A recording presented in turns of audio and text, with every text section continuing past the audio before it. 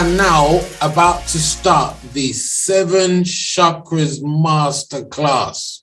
And here we are. We are now on the 7 Chakras Masterclass Session 1. Are we ready, people? Are we ready? We're ready. Good. So, it's only right, obviously, that we start with the root chakra. And I know I've covered the root chakra many times. Without further ado, let's dig in. We are dealing with the root chakra today. We're gonna just take a quick slight overview of all the chakras, but we're really primarily concentrating on the root chakra. The root chakra, as you know, is the Muladhara chakra. It's basically has 4 petals at the base of your spine. Let me just find, because there's some really deep, interesting details. We should be all familiar with this location, base of the spine in the tailbone area. The color is red, meaning physical identity, stability, and grounding. Chakras are just wheels which are spinning energy centers. Any of these chakras may get blocked if the perception of an individual is contrary to the true nature and purpose of a chakra. Now, let's start going in on this, because the true nature and purpose of a chakra is completely unknown to us. It's completely, when you don't know what you don't know, then you really, really don't know. And, we'll be talking about this chakra and this and that, and we'll be trying to pinpoint and trying to figure out when is our chakra in the best state possible, and not realizing that the chakras start to take shape within the womb. And within the womb, the root chakra is the most predominant one that starts to take up information of the surroundings of the parent, that the mother that you're in the room. So if the mother is going through stress, you will automatically pick up this stress. I don't know if you've noticed or observed that mothers who have peaceful, joyful pregnancy periods, the child will also come out peaceful and joyful. If the mother is in turmoil, argument, broken relationships, anything to do with this automatically gets put into the root chakra of the child that is developing. And this is where the programming actually starts. It actually starts within the womb. And when you're born, the very first year of your existence, it is predominantly root chakra based. Now, the other chakras start to come into effect from year 2. So the base chakra has an influence on the base formation of the sacral chakra in year 2, the base formation of all the other chakras. So you have the sacral chakra, then you have the solar plexus in year 3, heart chakra in year 4, throat chakra in year 5, third eye chakra in year 6, and crown chakra in year 7. These are just the basis of the chakras that are being formed in the first 7 years. There's that saying that we all are familiar with. You show me a child, give me a child at the age of 7, and I'll tell you who that person will be for the rest of their life, especially if they don't come across this knowledge of how to correct traumatic experiences that were gathered, A, in the womb, B, in the first 7 years. And it makes such an imprint on our whole physiology, our physical identity, our idea of grounding, our stability, and our foresight for how we imagine we're going to live our lives. Now, if our if our first 7 years are trauma based, then the inner child is now affecting all of our chakras. And there's basically an inner child seated within all the chakras. As we age, for instance, we may age, let's say 7, 14, 21, 28. By the time we're 28 and we reach the heart chakra, we could be in a space where we're now in a new formed level of perception where we may feel safe to operate from the heart. But if there's still trauma lingering from the root chakra and the other solar plexus, if we haven't gathered enough experiences, worst off, if we've got our guards up, by the time we reach 28, we won't even dare to enter anywhere near the heart chakra.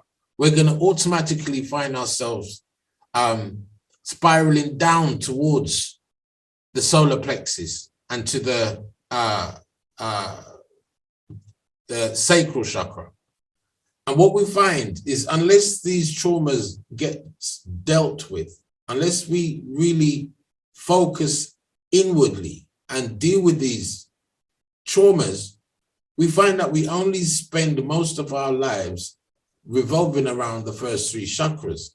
And we find it very hard to approach the heart chakra or above. You know, we might jump to the 4th chakra just to try and jump over the heart chakra, because the heart chakra is the one that is all about love. Now, the root chakra is about self-love. The heart chakra is about unconditional love. If you haven't nurtured self-love to the point where you're now fearless in your idea of self-love, then you're going to be very fearful of taking on the concept of unconditional love. It's a given. So I am going to, in our meditations at the end of each session, we're going to be doing a meditation specifically channeled at the inner child of each chakra to clear up the blockages in each chakra that's related. When we say once a man, twice a child, the entire chakra system is based in, if it's going to operate at its optimum level, as silly as this sounds, its best flow of energy is in that childlike state. You know, when they say once a man, twice a child, when you revisit your inner child, your inner being, and that child comes out to play, then you just imagine a child in a playground. There's so much energy in that child that's just unstoppable. You can't stop the child from wanting to run up and down.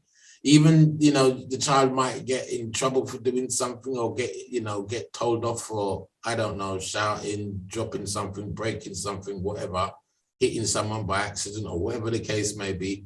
And they get they get their reprimand, and within minutes they've forgotten and they're back out playing.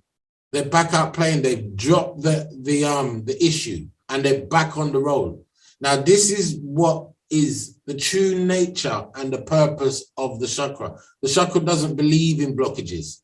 So for you to shine in your element, you've got to come to a place where there is no blockage, there is no fear, there is no worry, there is no there's, again, like I'm saying, there's no concern about stepping into the next moment.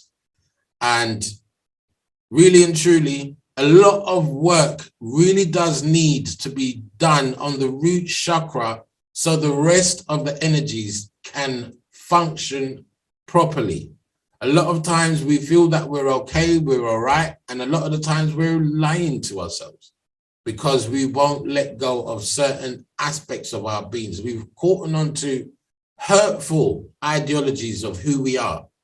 And all these hurtful ideologies, you know, I'm not good enough, I'm not clever enough, I feel I'm stupid. You know, all of these things are directly related to the root chakra, directly related to information that was picked up in your first 7 years. Furthermore, it could be directly related to information you picked up when you was in the womb. Okay, so we're really going to be addressing, looking at the overall tone of what the root chakra represents today, in the past, in the future, and how to unlock all of those blockages and be free. Okay, so tonight's meditation, in closing, we will be doing a meditation directed at the root chakra in a child. So get ready. Embrace yourself, because it's going to be powerful. Okay, so let's move on. So the root chakra serves as an opening and anchor to the rest of the primary chakras.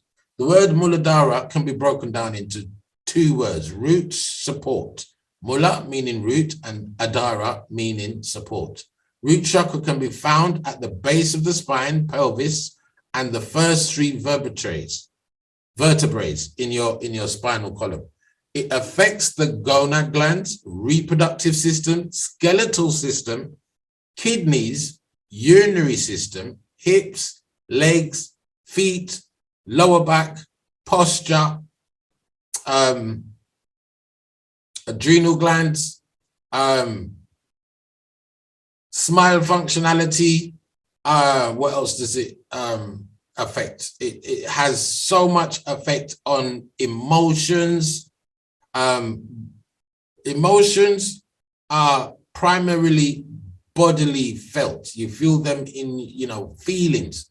A lot of people don't like to associate with feelings. When you don't like to associate with feelings, it's a problem with the root chakra.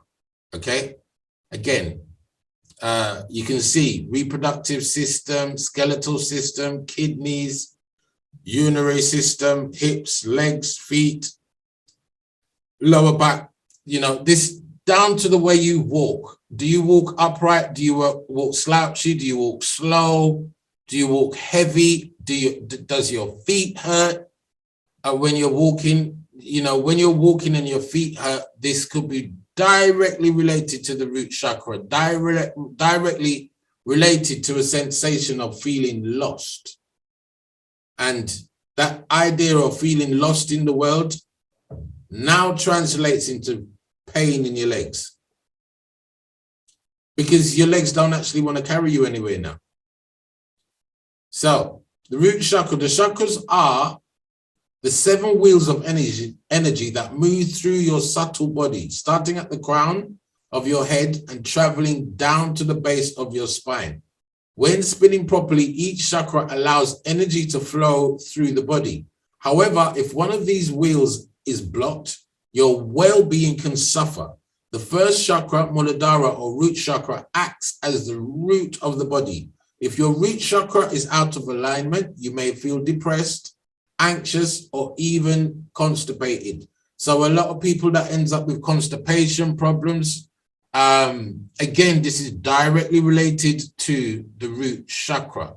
So many things that's aligned. And, you know, some people live a life of constipation where, you know, they constantly have to be watching what they eat. They have to be taking laxatives every now and then and so forth, and not realizing just the emotional trauma that they're carrying with them is not allowing food to digest in their system properly. Simple as that. So it's very important to realize how all of these things, from emotions to thoughts, all of these things, the body is not a thing. The body is a processing action. Every minute, the body is changing. It's shedding skin, it's creating new cells, it's creating new, a flow of life, and all of these things are based on the energy, the electricity, the quality of prana that's running through your body, the energy of the chakras. And if, again, the body is such an amazing machine, if you want to put it like that, one of the most amazing complex machines, in the fact that you know, you can be depressed, you can be anxious, and you can be constipated, and your body will just crack on and move on and find a way to live around these issues and problems. It can find a way to just deal with it as it is. But truly, we don't want to deal with it as it is. We want to clear out these blockages, clear out these moments of depression, clear out these gloom spots in our life, clear out the skeletons in the cupboard, clear out the anchors that when we're on our own, we start to feel down, we start to feel depressed, we start to feel, you know, you need to get on the phone and contact someone and talk to someone for a minute just to brighten up your day or so forth. You know, especially with the root chakra, it's very easy to get into that space where you don't like your own company, you know, and if you find yourself on your own, this is where the root chakra would really play up. It's very important to understand the social aspect of the root chakra. The nurturing of the root chakra. For instance, something really profound has been found out in research that as the root chakra is in its process of development, the core calling for the root chakra is a need. And these things are quantifiable needs. For instance, if a baby isn't hugged or if a baby isn't touched, it literally can die of lack of love being shown to the baby, okay? Lack of quality. You know, there was a survey literally done where they'd feed two children, you know, this is a really sad experiment. They feed, it's actually more than two children. There was a few children and they'd feed the babies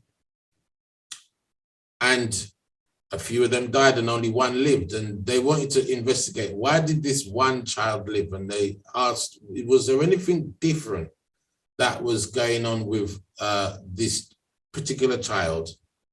And the answer was, well, they was picked up and cradled while they were fed. And in that cradling, that feeling, that which is something that the child needs, even in the process of eating food, it needs to feel loved. It's a need. It's not a luxury thing. This is a very important aspect of growth. Now, if we lacked love being shown to us as we grew up, you know, I know myself because I've done a lot of work on my chakras. I've done a lot of work on my psyche. I've been to hypnotherapy sessions and chakra sessions, and I can tell the complete difference of confidence, energy, go get it, bounce back ability, all of these things that are now thriving in me at full steam. If I didn't do those works, I'd still be shy. I'd still be quiet. I wouldn't even be doing this. No way, no way. Even if I knew the stuff, and I just wouldn't have the courage to share the knowledge with you. So the work that I done was like really profound to change the direction of my mindset, the direction of my confidence, the direction of my ability to let love in. Because what happens is after the root chakra, after 7 years old, and if there wasn't enough nurturing of love, depression is almost like a calling card. Depression is almost like a baseline state now. It's almost like, you know, we revert back to that space, wanting other people to understand our depression, wanting other people to understand our baggage, wanting other people to understand that we don't have the ability to love, even though we want them to love us. And we want them to love a broken aspect of us. And this is where the whole thing starts to go pear-shaped. Because really, if we have the right nurturing of love up until the age of 7, then what happens is the confidence that oozes from us, the confidence doesn't need to we then become self-sufficient in the idea of self-love, self-confidence, self-esteem, self-growth, and all of these things. And we end up being a go-getter for life. So love being the very important core ingredient that we need in our first 7 years is important. Now, the other thing about the root chakra, why we may feel depressed, and you don't hear me talk about this a lot, is because the root chakra also has the ability to carry the vibrations of generations. So if we're talking about generational trauma, it will be present in our root chakra. If we found that our parents was caught up in generational trauma, if it was part of their lingo, if it was part of their energy, if they're part of their, if there wasn't easygoing people and they had that tensity about generational trauma, then that directly gets passed on to us, directly. So it's very important to understand how easy it is for us to become depressed and anxious. Sometimes we're depressed and anxious and we don't even know why. We don't even know why we feel so low. And all of this is based on our unconscious state of the root chakra, which we never go in and address and clean up. So let's dive deep into this. The base chakra. At the base of the spine, the base chakra controls the legs, kidneys, bladder. So again, if we find that we have bladder problems through our life, this is directly related to root chakra, vertebral column, and the adrenal gland. Problems like hypertension, diarrhea, constipation, kidney stones, and Crohn's disease can arise here. The energy of red is extremely potent, with the main focus of being self-awareness. Your sense of security and stability is dependent on red. While red energy gives courage, inner strength, willpower, and assertion, the lack of the same can lead to insecurity, aggression, self-pity, and fear. Now, look what we've been taught about the color red. Oh, the red stand for danger. Red, we have to keep away from the color red. Don't wear red clothes. Red this and red that. Don't drive a red car. When we see someone dressed up in red clothes, it's like, oh my gosh, that person, they're brighty. We have a natural fear for the color red because of how society has programmed us. We reach the traffic lights and we see red, we stop. When really it's the total opposite. Red's supposed to mean go. Red's supposed to mean go for it. Red is supposed to mean life, blood. Red is when the blood is oxygenated and clean. It's blue, it's the blue blood that's carrying the toxins and the lack of oxygen, and it's depleted and so forth. But we've been totally programmed the opposite, to run away from the color red, when really we're supposed to be embracing the color red on all levels. So let that be a sticking point right there. Examine your consciousness and see how subtle this blockage is towards the color red, which again is programmed by society, programmed by, in school, so forth. The teacher using the red pen, and the errors marked up in red, red line through the work that you put together so eloquently, and now the teacher just come mark it up and cross it up. We hate red pens, we hate red this, we hate, anything red. We start to get nervous. We see how we get a cut on our hands and we start panicking because we see the red blood. Oh my God, I'm bleeding. So in this way, we have to really look at our aversion to red in the first place, because that's a problem right there. That aversion to red is blocking the flow of energy from your root chakra. Now, prana is coral red. So when you're breathing in this, even though you can't see with your eyes, you know, it's depicted as coral red. And if you was to see on an auric camera, you can pick it up. But we're afraid of red. So we need to start straight away, reprogram our mindsets on how we interact with the color red. Everyone should go and buy something red to wear. If it's a red scarf, if it's a red hat, if it's a red jumper, red tracksuit, something red. Embrace the color red. The first thing to really take out of this lesson is to change your mindset on how you see the color red. Because again, if you have an aversion to the color red, you're going to have an aversion to security and stability. It's almost like a conundrum. You're running from what is supposed to make you stable. And again, I'm going to dare to say that, you know, I'm a very deep conspiracy theorist. And I do honestly believe that we are being programmed to do everything the opposite, against our will, against our flow of nature, against our right-mindedness.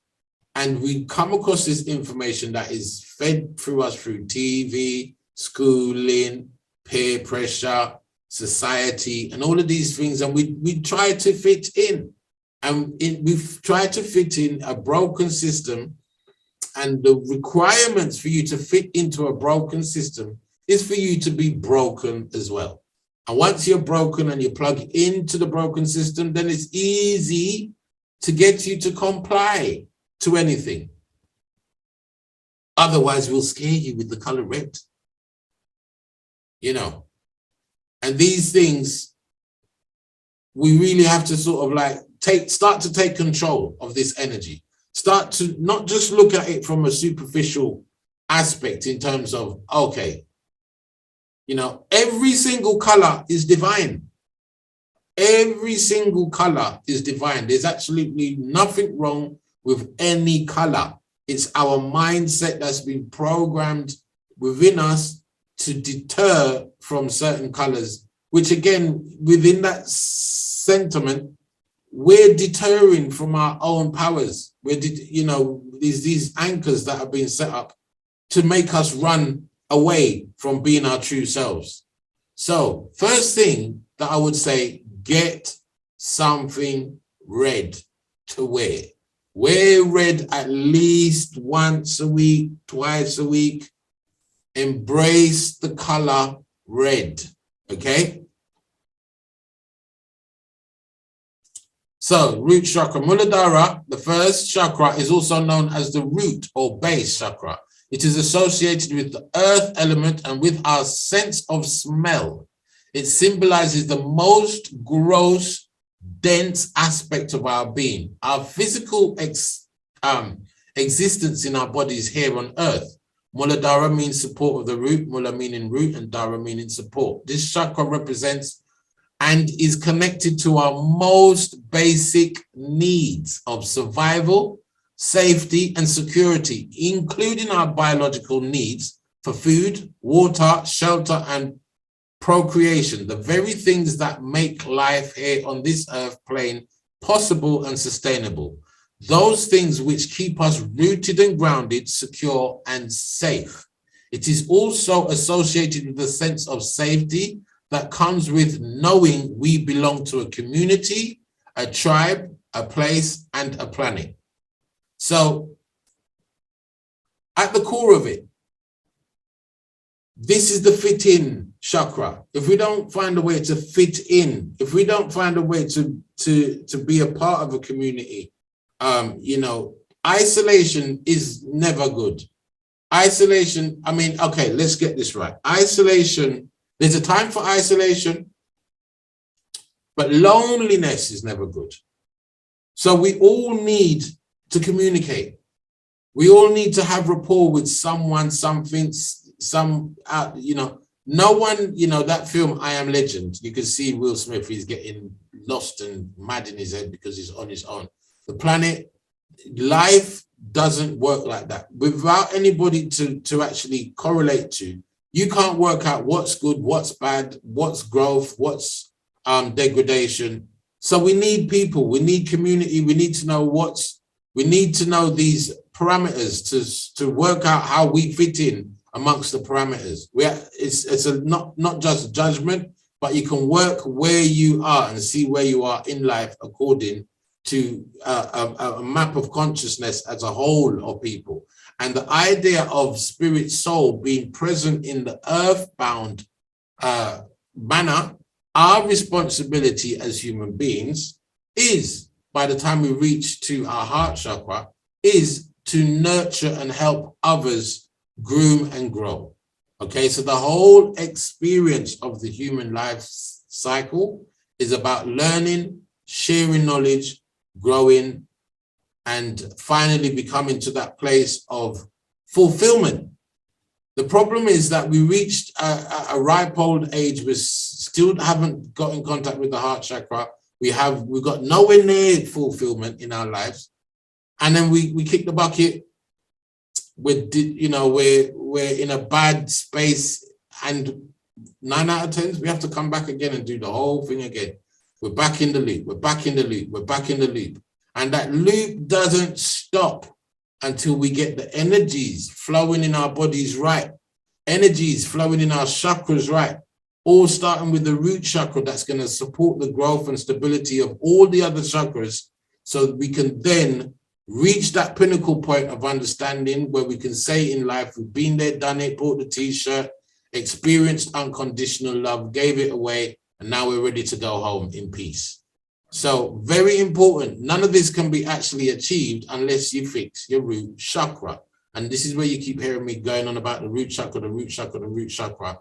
Because it stems so deep into our level of existence. And if we're not doing things like chanting or meditating every day,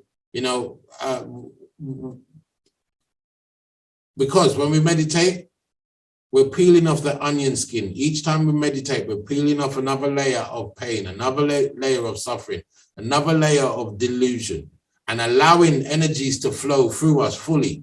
So again, it's important to stick to these ideologies of meditation, nurturing, self-care. Self-care is like the number one thing for spirituality. You have to get your self-care aspect right. This is why I love Vedanta. Vedanta covers everything. If you was on the Vedas and Upanishads course, you'd have seen that we covered quite a lot of knowledge, summarizing these great works of knowledge and how they fit in as a whole. Comparing it to something like the Bible, it doesn't speak nothing on these subjects. It just literally tells stories and so forth, and it kind of leaves you, it robs you of an inner divine truth, inner divine knowledge, and you're left kind of stuck in a lower vibration for the whole of your life. So in order to fit in properly, we need to really nourish our root chakra and get that energy flowing fluently. This is the energy that is known as the Kundalini energy. And we don't even have to tap into the Kundalini energy. I will do, on the last session, I will talk about Kundalini, but in the first 7 sessions, we're going to progressively going through each system, each chakra, cleaning up as much as we can with the meditation and looking at bringing about a new form of energy rising through these energies, through these energy centers. So by week 7, you're going to be vibrating in a whole brand new space. The first one, it could be a little bit daunting. It could be a little bit painful to address, but I suggest you deal with it. I suggest you go through the meditation, and you will come out better on the other side. You're going to come out much more healed. You're going to come out with a much more zest of life, a much more free flow. So Muladhara's main function is to channel energy upward from the earth into our feet, legs, and spine to help us remain grounded, stable, and connected. A sort of energetic umbilical cord. It allows us to attach to our Mother Earth, our source of sustenance and sanctuary. Now, I don't know if you get that feeling when you're out in the beach or you're out in the forest, you just feel contacted with nature and so forth. Sometimes the bricks have gone up so much because we've lived in the city and we've been programmed to city life so much. We can't even take no countryside again. We can't even take no nice from the cricket them. And we can't appreciate nature. We're scared to take our shoes off. We're scared to get involved with nature. Again, backward programming. We have to learn how to reprogram and align with nature, because the root chakra is very much all about the energy of the earth. Okay, so associated with our reproductive systems and the endocrine glands related to the Muladhara are the ovaries in women and the testes in men. The specific physical location associated with Muladhara is at the perineum, as well as the base of the spine. It is also connected to the soles of the feet. The minor chakras at our knee joints and the hip flexors are also intimately connected to our root chakra energy. Again, knees, hips, the whole mobility of the body is reliant on the root chakra. Sometimes, you know, one of the things that we find ourselves caught up in is trying to fix symptoms rather than going to the cause. And very much the cause of our problems is the root chakra, not the knee, not the legs, not the hips, not the this. It's the root chakra. And if we work on dealing with the root chakra in a major way, you know, outside of the meditation, we're eating the right foods that nourish the root chakra. We're eating the right foods that replenish the blood. And we'll then start to feel a new level of energy that's flowing through our body, that's helping to nourish all the other aspects of ourselves. We're not just a human body. The human body is a part of who we are, okay?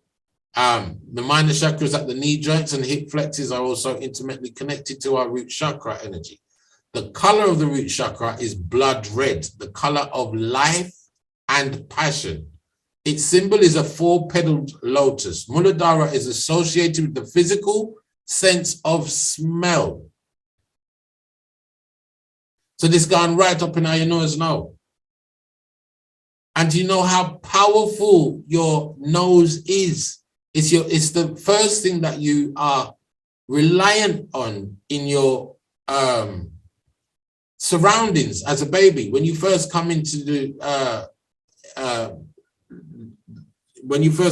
world, after you come out of the womb, you can't see. You're actually blind. You're actually smelling your way around. And if your environment that you was grown in was fearful, you were smelling fear and getting programmed to get used to fear. And again, it wasn't healthy because you still had a predisposition, knowing something weren't right, but because you're a baby, you just have to go with it, you know? So linked, let's go look at this. Muladhara is associated with the physical sense of smell, the sense that is directly connected to the oldest part of the brain, the limbic system, linked to emotion, memory, and instinct. The limbic system governs our sense of safety and security. So imagine your oldest part of your brain being programmed with trauma, being programmed with events that literally didn't even have nothing to do with you, being programmed through observation. You could be, you know, watching TV. And I know in the last 20 years, the stuff that they've been putting on the TV for kids to watch, oh my gosh, you know, 20 years, it could be a little bit longer. I mean, I remember when I was growing up, it was black and white TV. And I didn't have a lot of TV input in my childhood. You'd be lucky for sit down in our front room and watch TV. You understand? As children, come out of the front room. Nobody broke nothing. Just leave everything alone and come out of the front room. Go out of your bedroom. Literally. TV was meant for the guests and so forth. Yes, come in, Sister Bartley, come in the front room. And you remember them little net things and them little thing they were. Oh gosh. Anyway, so if our oldest part of our brain is associated with fear, is associated with trauma, is associated with separation, lack of love, these things stay with us. They stay as imprinted in our brains, which started to develop in the womb. And again, the most reliable sense that we have, more than all of our other senses, is our nose. Our nose is so powerful. You'd be surprised how far the sense of smell actually goes. So our sense of smell is primal. Newly born infants rely on their sense of smell to crawl toward the breast to feed. We rely on our sense of smell to determine whether food is safe. You know, like when it's gone off, no, it don't smell right, you know. By the cheese, the cheese, I bought some feta cheese. If you leave feta cheese for too long, that thing go off so quick. Like, whoo, that one ain't right. I'm not eating that now. 2 days and it's open. No, that, you know. So body smells of other people are processed in different areas of the brain, helping us to determine whether they are friendly or if we should be fearful. It's our nose. It's not looking at someone and boy, them biggie. Lord God, no, it's the nose that's smelling. The nose is smelling particular. The thing is, you don't even know that you're doing it. So the olfactory receptors are located in the nasal cavity and send information directly to the limbic system at the center of the brain. We then, when we smell something, the recognition that we have smelt or knowing what the scent may be happens only after the deepest, most primary part of the brain is already being activated by the sense.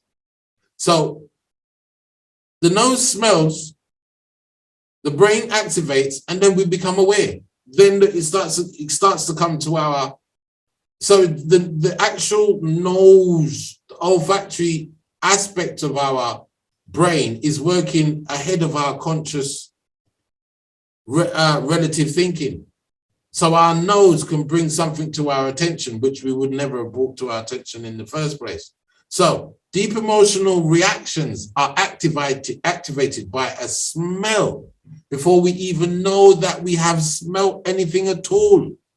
In trauma or grief, an olfactory trigger can set off any number of recollections and connections, including intrusive ones that can be startling or fear-inducing. A smell can induce this kind of fear-based reaction, whether you recognize you have smelt a smell or not. You don't even have to know that you smelt the smell. But as soon as the brain smell it, poof, trigger, bang, neurons flick off, you start moving a certain way, you start lock up, your fear strike you, and this is just by the smell. And you don't even realize that you smelt it. This is how easy it is to press the button of the root chakra without any conscious stimuli whatsoever. So you could be there saying, I am happy, I am safe, I am this, I am that. And then you smell something that you don't even realize you smell. And that's it, you're out of sync. Now, confidence has a smell, believe it or not. Confidence has an odor, believe it or not. When people are confident, they let off enzymes in their body. There's a chemical reaction that's going on in their body. And now any emotional state that we carry creates a chemical fusion in our body that now we start to let off this vapor in our surroundings. Now, someone could be confident and you're not confident. And when you smell their confidence, your back is up against the wall. You think like you're scared of this person because they're so confident and you're not. You've taken a right back seat. You've gone quiet. You know, you're not even opening your mouth now in front of this person because you're scared of their confidence, just their confidence, much less anything else. And most of the times, it's easy to tell when smellers got you because you find yourself, you're not breathing. You're like, you're stuck. You're not breathing. It's like you're in this place of frozen activity. You won't even breathe. So the olfactory aspect of our root chakra is something that we cannot overlook and so important to reprogram the whole process of how the root chakra responds. We don't want the root chakra to react. We want it to respond in the right manner so it can flow. And you can then become all that your heart desires. You can become fully confident. You can become fully victorious. You can become fully in love with yourself, and you won't feel under anybody at this stage. You won't feel fearful of anybody's presence. You won't feel fearful of anybody's words. You won't feel fearful of anything, of yourself, of your own thoughts. You know, you will have that get up, go, let's dive into life. Let's enjoy it. Let's love to live and let's live to love. You know, let's do away with fear.